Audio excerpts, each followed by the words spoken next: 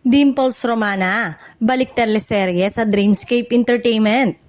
Matapos ang ilang buwang pahinga sa paggawa ng teleserye, muling magbabalik sa primetime si Dimples Romana para sa isang bagong proyekto sa ilalim ng Dreamscape Entertainment at ABS-CBN Studios. Kilala si Dimples bilang isa sa mga pinaka-hinahangaang aktres ng kanyang henerasyon, mula sa pagbibida hanggang sa pagganap bilang matinding kontrabida.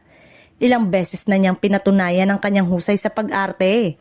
Dahil dito, excited na ang mga kapamilya fans na muli siyang mapanood sa panibagong kwento na siguradong magpapaiyak, magpapakaba at magbibigay inspirasyon. Sa mga larawang kumakalat mula sa contract signing, makikita si Dimples na puno ng ngiti at saya habang hawak ang bouquet ng bulaklak, hudyat ng kanyang pagbabalik sa mundo ng teleserye. Kasama niya ang mga opisyal ng Dreamscape at ABS-CBN na labis ding natutuwa na muli siyang magiging bahagi ng line-up ng mga dekalidad na palabas ng network.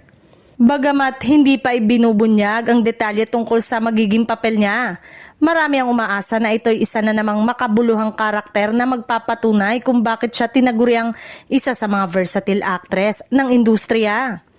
Para kay Dimples, ang pagbabalik na ito ay hindi lang simpleng proyekto. Isa itong panibagong yugto ng kanyang karera na magbibigay ng panibagong inspirasyon sa kanyang mga taga-suporta.